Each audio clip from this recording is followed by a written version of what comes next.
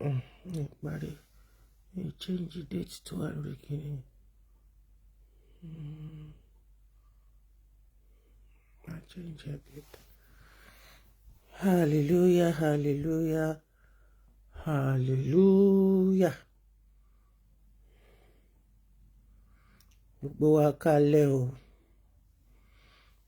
Good evening, everyone.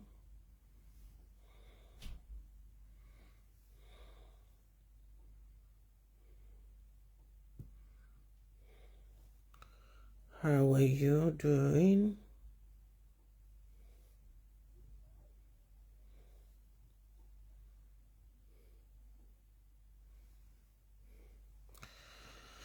How are you? How are we? How is everyone doing? Ṣé mo ti wà live? Ṣé ẹ ti ń rí mi?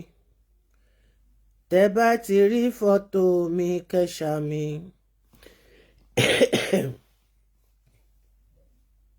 I'm on holiday season.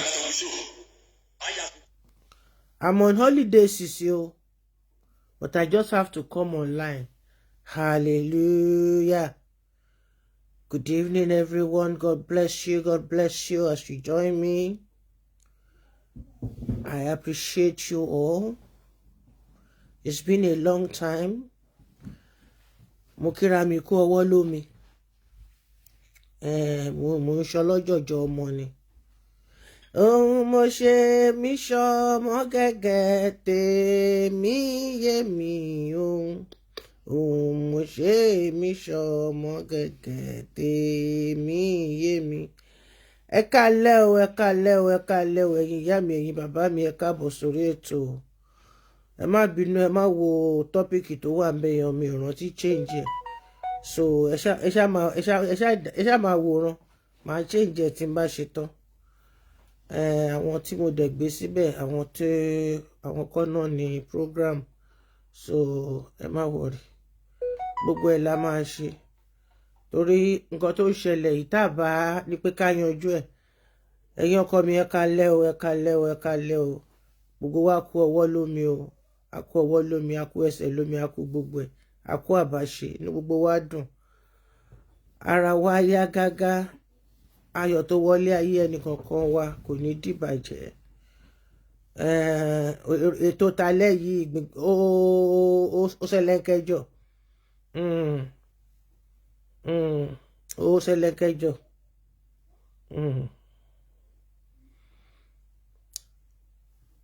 Ẹ bá mi share.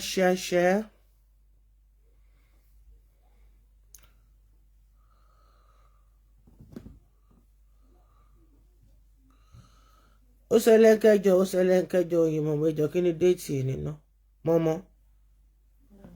Mọ́mọ́ kí ni déètì ẹ̀ ní? 5. 7:05. Okay, today is the 5th. Okay. 5/25. Wow.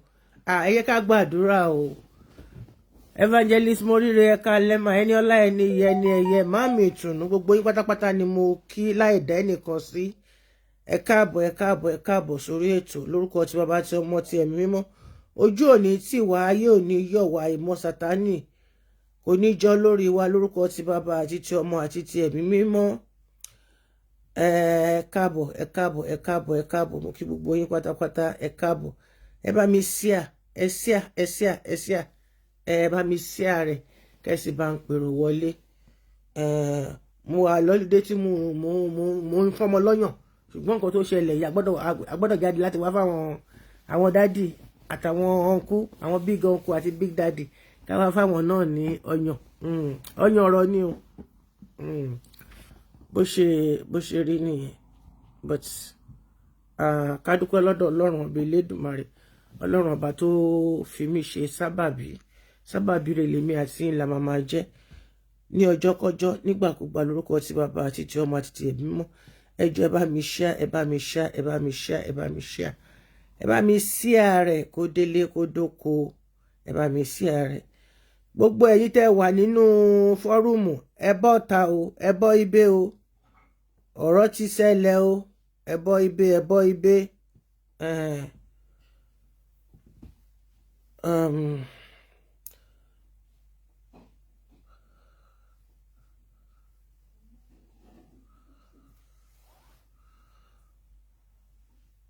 Glory be to Jehovah Almighty, for he has done so wonderful things in my life, in your life, in our lives together. Being alive is a wonderful thing. Being able to speak is a big gift. What about being able to breathe without using oxygen? Direct oxygen. Látọ̀dọ̀ Baba God lókè. Ẹni tó bá mọ pẹ́ dù, ó yẹ kó dúpẹ́ lọ́dọ̀ Ọlọ́run Ọba Elédùmarè. Help me share, and share. God bless each and every one of us in Jesus' name. Amen and amen and amen. Ẹ̀yin tẹ́ wà nínú fọ́rùmù ten ṣe tọ́pìkì yẹn bọ́ síbí. Ẹ bá mi lọ lé wọn jáde ń bẹ̀, Mọ́mì K.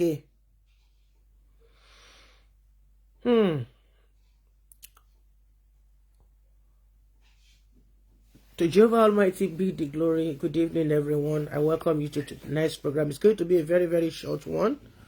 It will not be more than 30 minutes. So I've waited for, I think I'm already on 10 minutes now. 6 minutes of waiting. So we are starting because I'm here for something special. So, but I just have to do this program. Yeah, Yorùbá bọ̀ wọ́n ní ojú tì mí, ojú ti ọ̀rẹ́ mi, ojú ò tì mí. Ìwọ gangan ló ṣe kíni, ló ní tìjú. Ojú burúkú ò ní ti ẹnì kankan nínú wa ní orúkọ ti Bàbá àti ti Ọmọ àti ti Ẹ̀mí Mímọ́. Ṣé mọ̀ pé mo máa ń kọ orin kan. Gbogbo iṣẹ́ tá ń ṣe, gbogbo ìwà tá ń hù, gbogbo ọ̀rọ̀ tá ń sọ, ẹ jẹ́ ká máa kíyèsára. Gbogbo ohun pátápátá lolúwa máa ṣe kíni, ló máa mú wá sí ìdájọ́. Gbogbo iṣẹ́ wa tí a ń ṣe, gbogbo ìwà tí a ń hù, gbogbo ọ̀rọ̀ wa tí a ń sọ, ẹ jẹ́ ká máa ṣọ́ra. Torí Olúwa yóò mú gbogbo iṣẹ́ wa sí ìdájọ́, àti gbogbo ohun ìkọ̀kọ̀, ire tàbí ibi. Èmi àti ẹ jẹ́ ká máa ṣọ́ra. Ká máa ṣọ́ra gidigidi. Torí pé ilẹ̀ ń ṣú, ilẹ̀ mọ́, ọlọ́jọ́ ń kájọ́. Ọjọ́ burúkú ò ní kà fẹ́mi àti yín. Ó ti tọ́jọ́ méjì mẹ́ta kan tèmi náà tí mo ti wà ní orílẹ̀ alààyè lórí òkè erùpẹ̀.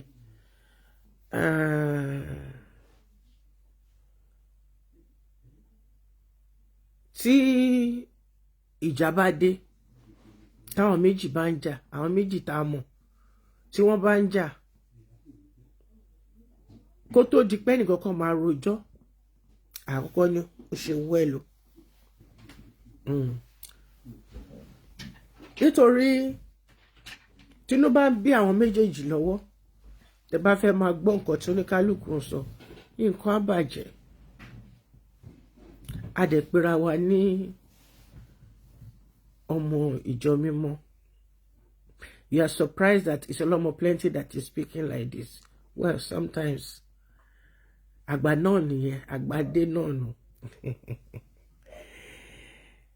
Orin kan tá máa ń kọ, ó máa ṣe pẹ̀lú kóòdù tó mú mi lóhùn yìí o. Ní Anglican,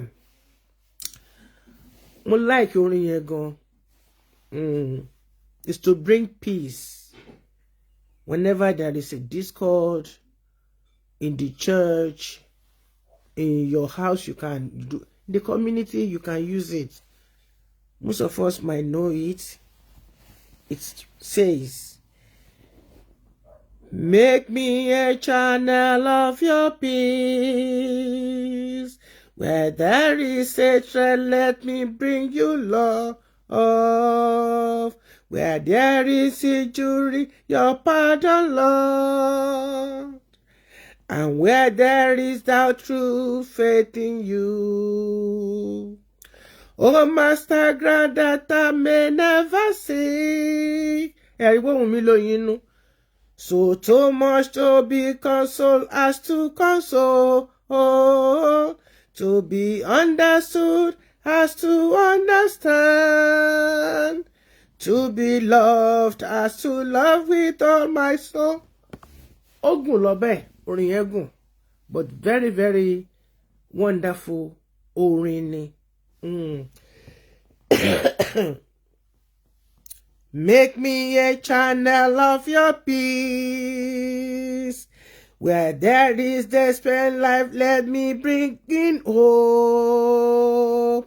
Where there is darkness, only light. And where there is sadness, ever joy. So, O Master, grant that I may never seek so much to be consoled as to console someone, to be understood than for me to understand, to be loved as to love with all my soul.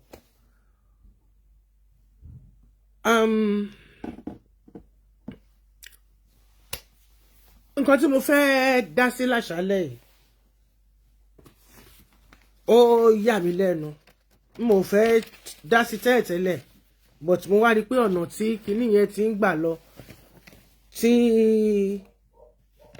brother mi àgbàlagbà kan, at least Emmanuel could be your baby brother. Ní mọ̀ bí tẹ́ ti jọ bẹ̀rẹ̀ ìtàhùn síra yín, and I don't want to know for now, but what I'm pleading is Ose Afaro kó ẹ̀dá dúró níbi tẹ́yìn méjèèjì tẹ́ gbédè yẹn. Nígbà tí mo gba audio, mo gbọ́ audio about 12 kan ní àbí 11. Etí mi bẹ̀rẹ̀ sí ní pé owó àti ọlá wọlé. Mo wo fídíò tí Amadi náà. Òun náà sọ̀rọ̀ ilẹ̀kùn. Amadi, my brother. Emmanuel, you are my brother. We are both, all of us, both of you, you are working for the kingdom of heaven. We are all working for the kingdom of heaven. You've been together as a group. One woman battalion lèmi. But tó bá jẹ́ wípé mo ti rí ẹni tó ti dá yín lẹ́kun lára àwọn tẹ́jọ wà, mi ò ní jáde. Mo fi ọlá ìyìn ògo fún Olújọ mímọ́ àti mo wá dúpẹ́ lọ́wọ́ bàbá mi kan tó ní mo gbọ́dọ̀ jáde kí n dá nǹkan tó ń lọ yìí dúró. Mo ní mi ò ní ṣe. Mo ní ẹ mọ̀ nǹkan tí àwọn méjèèjì yẹn tí wọ́n ti fojú mi rí lórí social media.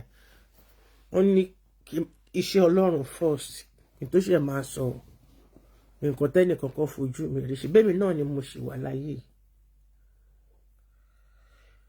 Àti Amadi o àti Emma o, ẹ̀yin méjèèjì ẹ mọ̀ bó ṣe ń ṣe yín. Ẹ mọ̀ bó ṣe ń ṣe yín. You don't know what is called a true friend.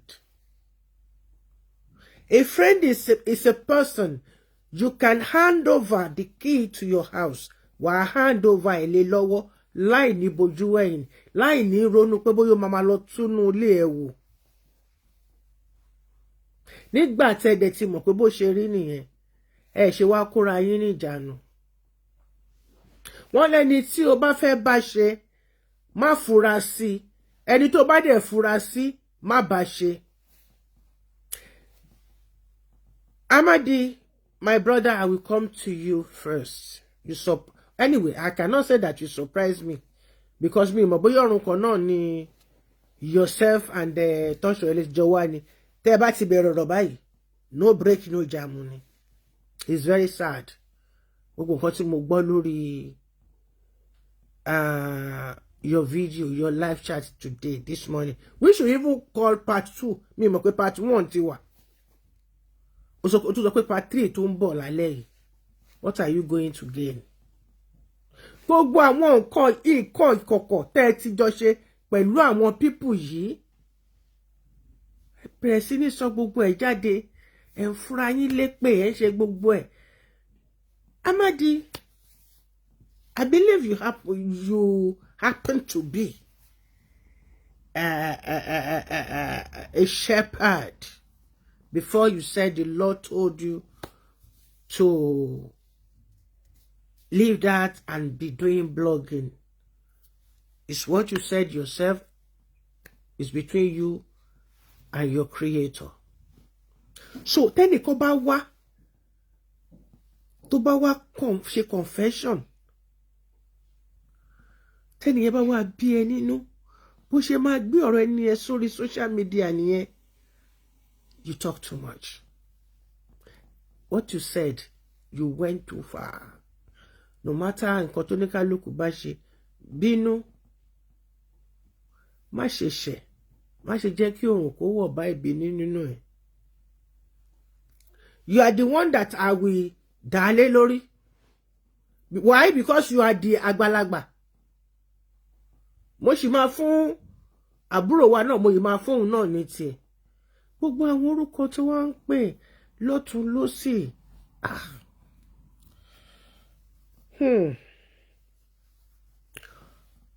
No. Please. Ó yá àfàró. Bá ṣe máa ń pè nílùú mi àfàró. Kó dúró bẹ́ẹ̀. No part 3, no part 2.5, no part 2.0. What are you going to say again? And you are still miri, you've not said anything.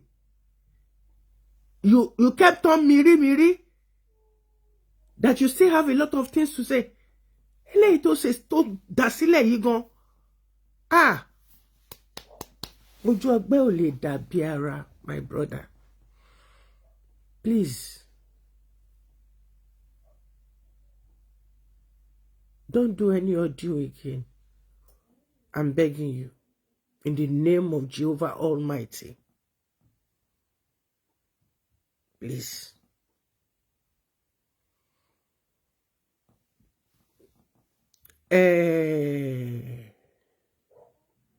Mr. Uncle Alàgbà Emmanuel.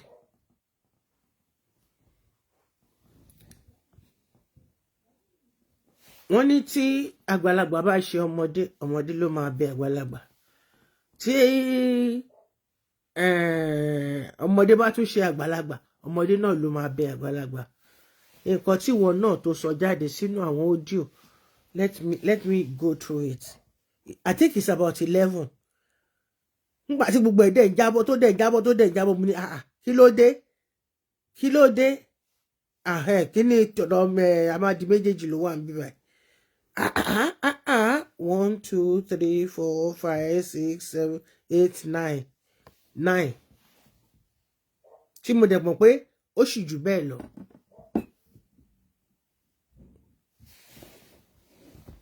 Kí ni nǹkan tẹ́ ń rí gbà níbẹ̀? Kẹ́ máa tú àṣírí kan tí à ń pè ní àṣírí. Ó vast. Nǹkan tẹ́yìn méjì tẹ́jọ sọ tí kò sẹ́ni kẹta ń bẹ̀. Èdìdì ni. Kò sẹ́ni tó wà ń bẹ̀. Ẹ wá bọ́ sórí social media.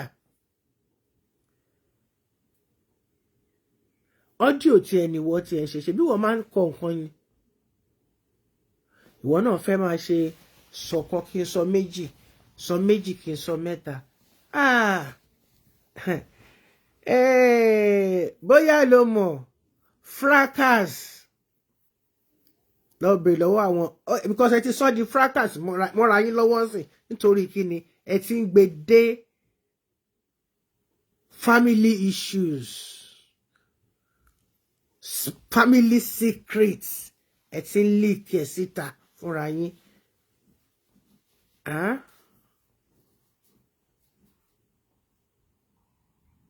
Àwọn ẹbí yín á gbọ́.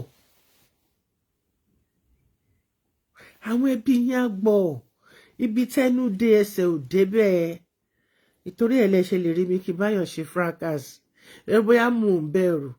Àwọn ẹbí mi sọ fún mi pé wọn ò gbọ́dọ̀ rí mi nínú anything fracas. Gbogbo nǹkan tó bá kún mi ló tó kù kí n máa ṣe.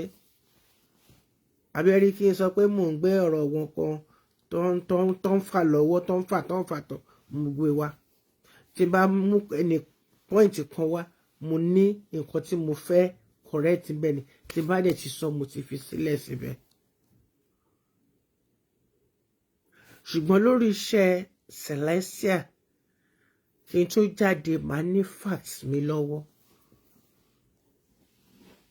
so that you cannot nail me unnecessarily. Mi ò dẹ̀ kí dédé jáde for anybody anyhow. Tí ò bá nídìí obìnrin jọ báwo lẹ ṣe fẹ́ kí ẹ mọ̀ pé nǹkan tẹ́ mú ní kékeré yìí fracas àwọn tó ń ṣe fracas lórí kinní ẹ mọ̀ pé bọ́n ṣe kọ́kọ́ bẹ̀rẹ̀ ni ọmọ lọ ẹlòmíì lọ sí ọmọ lọ sí ọmọ kú ni mo ń sọ ẹlòmíì lù sí iṣẹ́ ẹlòmíì lù sí ìwé ìgbélu ẹ̀ wọ́n gbé dé Nàìjíríà tó ń kú sí Nàìjíríà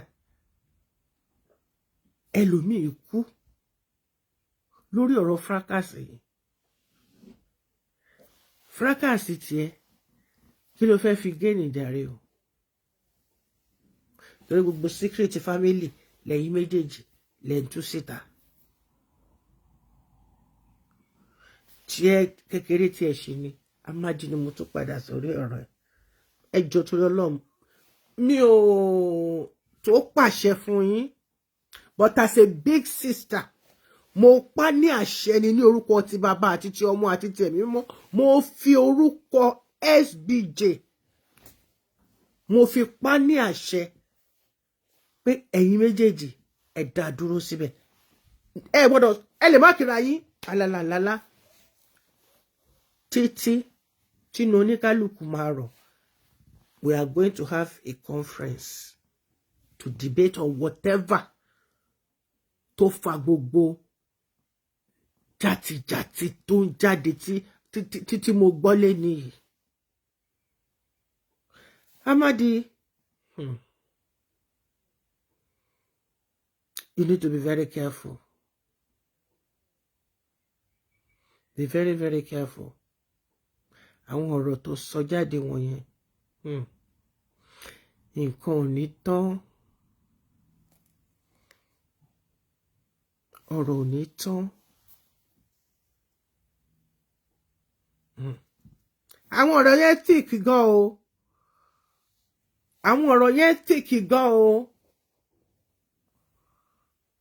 Àwọn ọ̀rọ̀ kan wà tó sọ jáde tí kò yẹ kó jáde.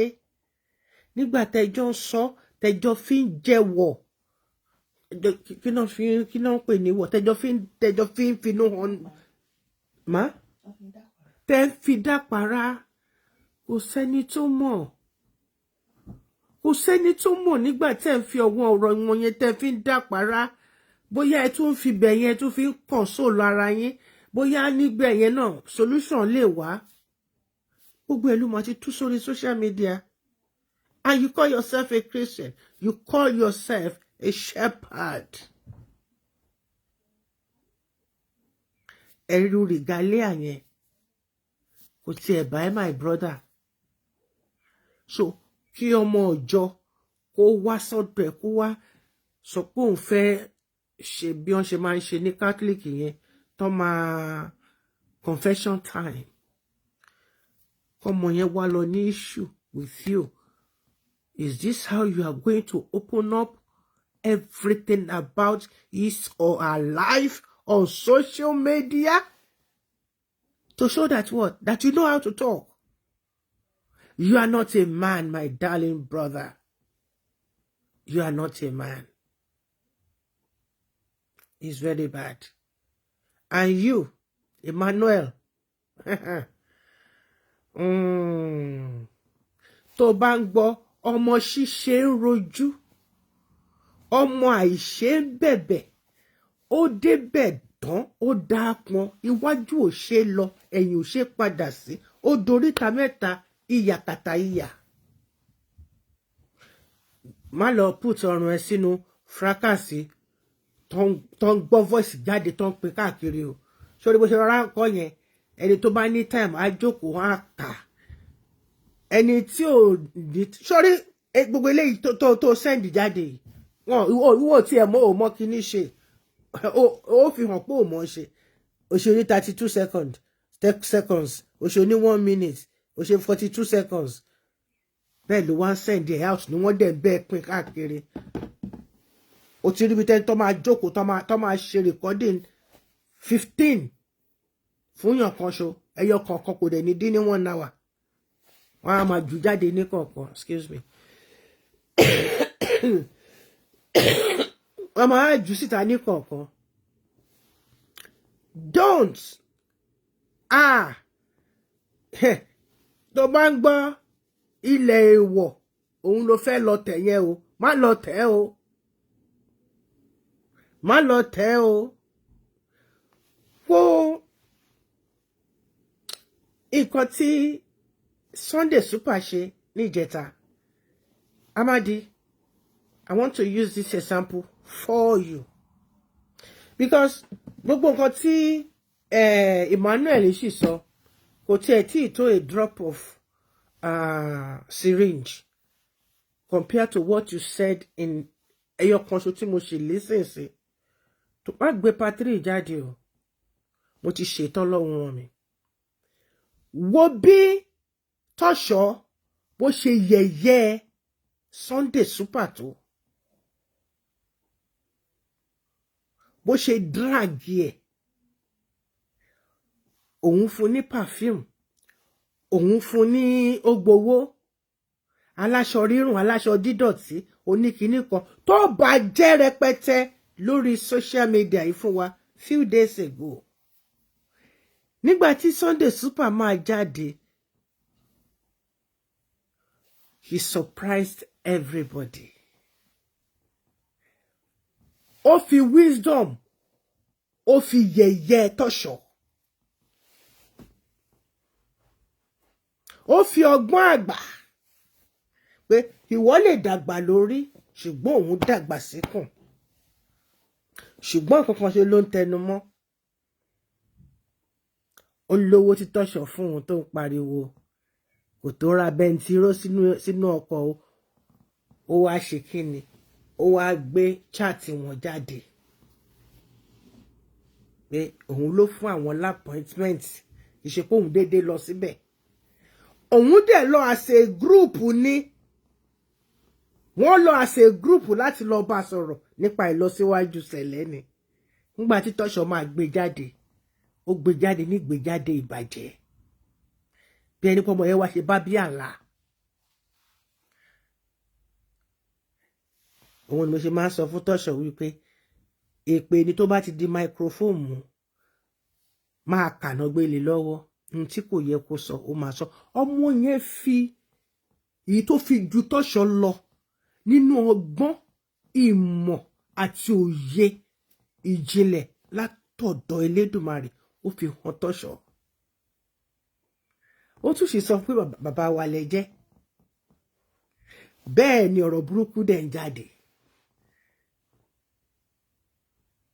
Wàá máa sọ̀rọ̀ burúkú fún yàn báyìí pẹ̀lẹ́ rìn.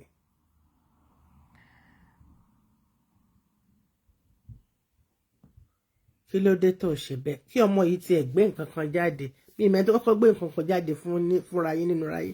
And I don't want to know. All I'm just pleading is nothing must come. Ẹ lọ wá nǹkan kan ìmí ṣe for now. Tí mo máa fi padà sádùúgbò mi, tá máa jọ ṣe conference, because mo náà sọ ọmọ níbi tí mo wà. So mi dẹ̀ lè máa jókòó pẹ́ lórí kíní. And this is, you know, please, I blame you a lot, Amadi. Why? Because you senior kí lorúkọ ẹ tí ń jẹ́ náà. Tẹ́mi bá sọ pé gbogbo èébú, gbogbo orúkọ, gbogbo àràbù tó fún èmi ní kémi máa fi hùwà, ní kémi náà máa fi dẹ lóhùn. Mo ti rí dínkù lára mi. Mo ti rí dínkù lára mi. Èmi ò kí pẹ̀lú ọ̀bọ jáwúra. Iṣẹ́ tó Olúwa rán mi ni pé àtúnṣe. Àtúnṣe ọ̀hún tá a dẹ̀ ń ṣe yìí, Ọlọ́run ọba á jẹ́ kó bẹ́lẹ̀ dà gbogbo ọmọ ìjọ mímọ́, á bẹ́lẹ̀ dà gbogbo wa nílé pátápátá. You were so wrong. Tó bá tiẹ̀ sọ nǹkan kan, èèyàn kì í wà kó má lò níbàwí náà. You can call him. Pé ọ̀rọ̀ tèmi àti ẹ kì í ṣe ọ̀rọ̀ tá a máa fi ṣe fracas. Ẹ wá bẹ̀rẹ̀ sí ní tú àṣírí àwọn nǹkan tí kò yẹ kéèyàn máa gbọ́.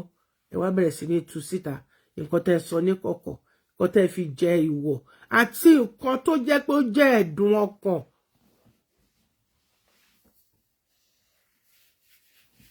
Ṣebí wọn náà ló kọ́kọ́ bẹ̀rẹ̀ iṣẹ́ pẹ̀lú àwọn pípù yìí, àwọn concerned shepherd. Ṣebí gbogbo yín jọ wà ní group ẹjọ́ ń ṣiṣẹ́ yìí ni. Ìgbà yẹn orúkọ mi ló ń rè ní lẹ́nu gbogbo yín. It is well. Please, no more coming out for each other. Torí àwọn nǹkan tẹ́ ẹ̀ sọ yìí. Àwọn nǹkan tẹ́ ẹ̀ sọ yìí. Ọ̀rọ̀ ò ní tán. Ó ní nǹkan ò ní gba pẹ̀lẹ́ o. What goes around comes around. What goes around comes around. And oh my show. Ayọ̀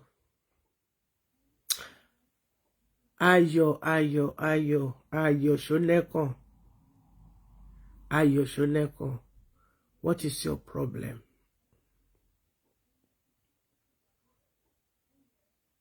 Why do you have to go that far? Oh my show. It is well. May Jehovah bless each and every one of us. Thank you all for listening to me. That is the roundup. It's just to caution them to stop this nonsense.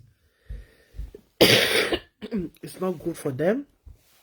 It's not good for the image of Celestial Church of Christ. Because àwọn orúkọ oríṣiríṣi ó wá jáde ó nà bàbá ẹ̀. Nínú ọ̀rọ̀ ti Amadi, ó nà dé London, ó nà dé America, ó nà dé Canada, ó nà dé South Africa. Àwọn nǹkan àṣírí, nǹkan ìkọ̀kọ̀, ẹni tó bá fura sí má bá ṣe, ẹni tó bá fẹ́ bá ṣe má fura sí.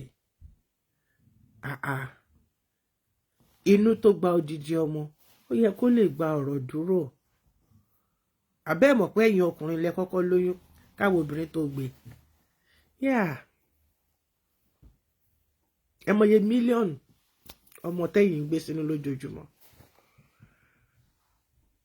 So lọ sí hòtẹ́ẹ̀lì ṣe kinní kan, ń dógbò kiri ó ṣe kinní kan. Rubbish, nonsense. No, rubbish. It's a shame.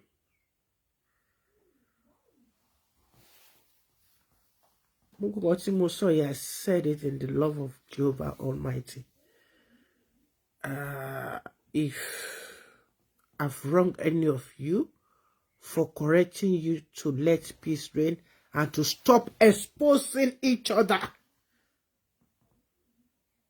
The secret things you did behind doors. Now, ẹ ti kúrò nínú ẹ̀mí. In fact, gan mi lè sọ pé ẹ wà nínú ara. Torí gbogbo ẹ̀ lẹ ti tú gbogbo ẹ̀ síta. Àwọn obìnrin tẹ́ ń dárú tẹ́ ń sọ pé wọ́n gbé jáde, wọ́n gbé lọ sóòtẹ́ẹ̀lì, wọ́n lọ fi pé kù sí wọn oríṣiríṣi yẹn. Do you think they will be happy with you? You think they will be happy with you? Amadi, ẹ jẹ́ ká ṣọ́ra. ẹ jẹ́ ká máa ṣe díẹ̀díẹ̀ dẹ́ẹ̀dẹ́ mi ra ọ́ hallelujah bàbá mi nígbà tí mo ti fẹ́ parí ètò lẹ́sẹ̀ wá wọlé nǹkan tẹ́ ń drag nínú fọ́rùmù yẹn ó ń dùn mọ́ gbogbo yín mò ń bọ̀ wá gbogbo àwọn nǹkan tán tí mò ń gbà látàárọ̀ yìí náà ni mo ẹ wò ṣẹ́ẹ̀rì ẹnìkan ṣe ló sọ gbogbo ọ̀rọ̀ yìí o tí ó ní fídíò wà ń bẹ̀. No word from any of you, from either of you again. Ẹ máa sọ̀rọ̀ o, ohun yóò ní ha o, etí yóò ní ìdí o. Ṣùgbọ́n pé kẹ́jì tó pé ẹ tún fẹ́ jáde. Ìwọ lè sọ pé wọ́n fẹ́ wá fèsì sí nǹkan tí Amade sọ lọ́sàn-án ìmá. If you do that, then ó kù pẹpẹ mímọ́. Mo ti ṣe ìtòlówó aràn mi o. God bless each and every one of you. Ìtí mo bá dẹ̀ sọ tí mo bá fi bí yín nínú ẹ foríjì pẹpẹ ọmọdé ló ń ṣe mí ọmọdé ló ń ṣe mí ọmọdé ló ń ṣe mí. Be very, very careful, my people. Let this be a wonderful example.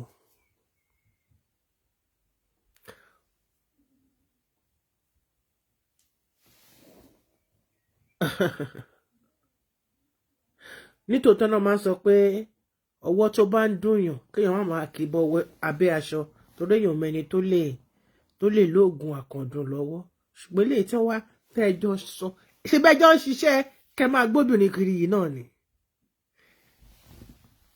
Ó ní ìṣù kò ní ọmọ láyé ó dẹ̀ ń wá ọ̀nà bí ó ṣe máa ṣe.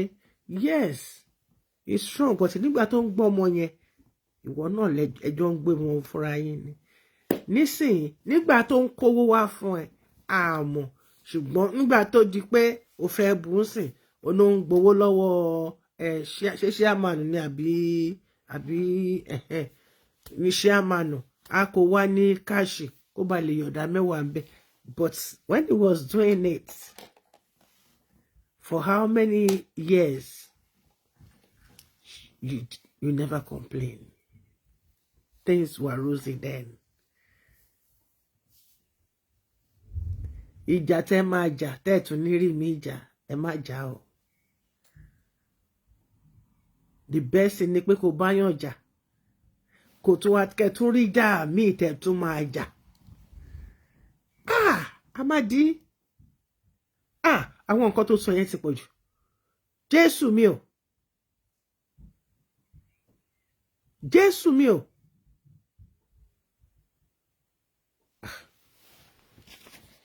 Ayọ̀ ìwọ lé ní ìwọ lánàá bí ẹkún apọkọjẹ lọ sun oorun. Yeah, I'm a big sister to you. Yeah, mo ní baby face ògo fọ́lọ́run lókè ọ̀run. I'm a big sister to you. Lọ sun ìkàkà kó sun oorun tọmọ oorun àlàáfíà tí ọmọkùnrin sùn kó lọ bá ẹlẹ́dàá ẹ pàdé. Kí ẹlẹ́dàá ẹ kó yanjú ọ̀rọ̀ ẹ̀. Ọmọ ènìyàn ò lè yanjú ẹ̀ Ọlọ́run nìkan ló lè yanjú ẹ̀.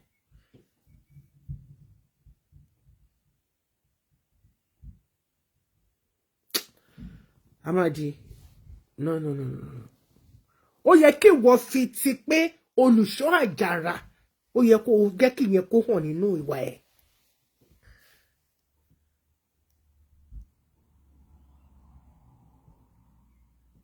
Ìwọ pẹ̀lú eléyìí ẹ wá jọ ń ta òun síra yín eléyìí ló ẹni tí ẹjọ́ ń fa nǹkan nìyí o. Gbogbo àwọn tẹ́ ti jọ wà tẹ́ ti jọ ń ṣe àlámùkùmùkù tẹ́ ti jọ ń pa tẹ́ ti jọ ń kún gbogbo wọn ló dárúkọ wọn ní kọ̀ọ̀kan ó wá rò pé gbogbo wọn máa gbàgbé.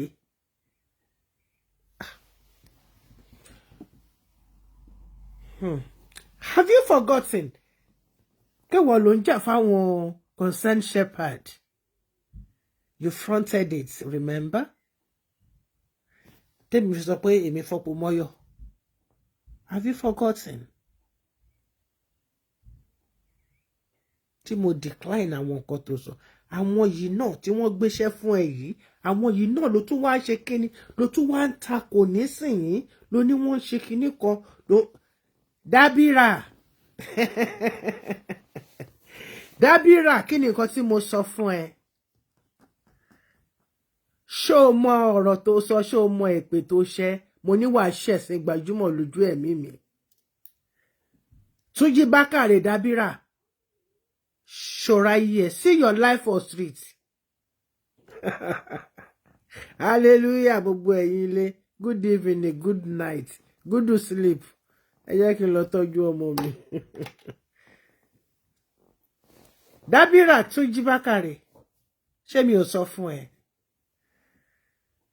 mo ní tewúrẹ́ bó bá bojú ẹ̀yìn báyìí á fi èpè fún elépè ni because kíní concern shepherd tẹ lọ gbé kalẹ̀ ọ̀tẹ̀ ló bá dé ṣebẹ́ tún ti ẹ̀yin náà tún ti pín náà ẹ tún ti pín yẹlẹyẹlẹ lórí ọ̀rọ̀ bàbá Fátúnṣe ọmọ ọjọ́ mímọ́ ẹ ṣọ́ péjọ yìí ó ṣe ọ̀wọ́n fún yín for ìjọ mímọ́ to be holy to be in right order it must start from you and from me. Then my husband, my children. Then àwa bẹ̀rẹ̀ sí ní gbé data. Àwọn èèyàn tó wà ń ta wọn máa emulate wa díẹ̀díẹ̀. Ìwọ ló máa gba contract àwọn concerned shepherd tẹ́ẹ̀jọ wà nínú group yín pẹ̀lú gbogbo ayé tẹ́ẹ̀jọ ṣe group yín náà gbogbo ilẹ̀ ti túra yín síta ń sìn. Ó gbọ́dọ̀ ṣe patri yẹn jáde. Mo fi àṣẹ bàbá Ọ̀ṣọ́fà mo fi gbà á. Tó bá wá sọ pé bẹ́ẹ̀ kọ́ tó bá rí nídìí ẹ̀ kó máa bá lọ because you even expose your wives.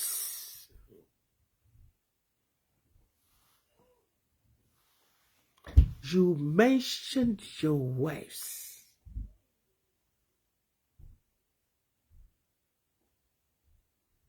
Where is their respect? Ọmọ, ẹ kú iṣẹ́ Olúwa o, agbára dọ̀tun. God bless each and everyone. Obesi, níbo lẹ́yìn ti jáde wá? Ẹ̀yin ti Pọ́tákó. Anyway, God bless everyone. I really appreciate you. Akílẹ̀ Balógun. Kábíyèsí o. Mo kí gbogbo yín pátápátá. Ẹ̀yin ìyá mi, ẹ̀yin bàbá mi, God bless you. Mi gbọ́dọ̀ gbọ́ pé kẹ́ tún jáde kẹ́ tún ṣe either video ni o àbí ìmá tó bá tún ṣe é ní audio jáde. Ìyẹn kù yín ó kù pẹ̀pẹ̀. Àbọ̀rẹ́ o Jésù o. Àbọ̀rẹ́ o Jésù, mo jíṣẹ́ tó rán mi. Àbọ̀rẹ́ o Jésù. Àmín Jehovah. Jésù Kristi Michael mímọ́, sí Ọlọ́run yanu. Ọba tó ní ìṣẹ́jú yìí lọ́wọ́, ìyògo ọlá fún orúkọ yín. Mo ti jẹ́ṣẹ́ náà bẹ́ẹ̀ ti tọ́ pé kí n jẹ, ẹ sọ pé kí n ṣe, bẹ́ẹ̀ ṣe ní kí n jẹ, mo ti jẹ. Olúwa jẹ́ kó wọnú ọkàn gbogbo wa lọ. Pàápàá jùlọ àwọn tí ọ̀rọ̀ yìí tó tabá lọ́tún tó tabá lósì tó wọnú egungun ara wọn lọ. Ìbínú ò mọ̀ pé olówó òun ò lẹ́sẹ̀ lẹ̀. Olúwa ò fọwọ́ tọ́ gbogbo wọn láyà lọ́kàn pátápátá. Fọwọ́ tọ́ wọn láyà Olúwa. Olúwa ìmísí àti oore ọ̀fẹ́ tí ọ̀rọ̀ wọ̀nyí tó fi máa ṣí kúrò ní ọkàn wọn. Olúwa ìwọ nìkan ló lè ṣe o. Ẹ̀yin nìkan lẹ lè ṣe bàbá. Bá a ní kán pùlù ẹ̀ dáhùn. Gbogbo àwọn tó ti download ẹ̀ ńkọ́. Gbọ́dọ̀ fẹ́ báwo la ṣe fẹ́ ṣe. Ọ̀rọ̀ orí mídíà kẹ̀dẹ̀ ní ẹgbẹ̀rún ọdún lẹ́ni àwọn ọmọ á bá ń bẹ́ẹ̀. Jésù o, ọ̀rọ̀ náà dọwọ́ ẹ̀ o. Ẹ̀mí mímọ́ ìwọ ló lè ṣiṣẹ́ yìí o. Gbogbo àwọn tí ọ̀rọ̀ yìí tó tàbà gidigidi fọwọ́ tọ́ wọn láyà. ní orúkọ ti Bàbá àti ti Ọmọ àti ti Ẹ̀mí Mímọ́. Àmín, àmín, àmín lórúkọ Jésù Kristi Násárẹ́tì. Hallelujah, hallelujah, hallelujah, hallelujah, hallelujah, hallelujah, hallelujah. Thank you all for joining me. Thank you. Thank you. Thank you, Yami. God bless you, ma. Thanks a lot. I really appreciate. Everybody, please help me share. Help me share this thing. I try to tag them. I hope I got it right because I have no access to Amadi's Celestial Discourse. So maybe he will see it through his own name. If not, please help me share it. Help me share it, and as well as Ima, because I saw so many names that looks alike. So ẹ bá mi share kó dọ́dọ̀ ẹ̀ pẹ́kẹ́ kò gbọ́dọ̀ dùn mọ́ torí gbogbo ìtẹ́ ẹ̀dà sílẹ̀ yìí ó ta lẹ́nu. Hallelujah.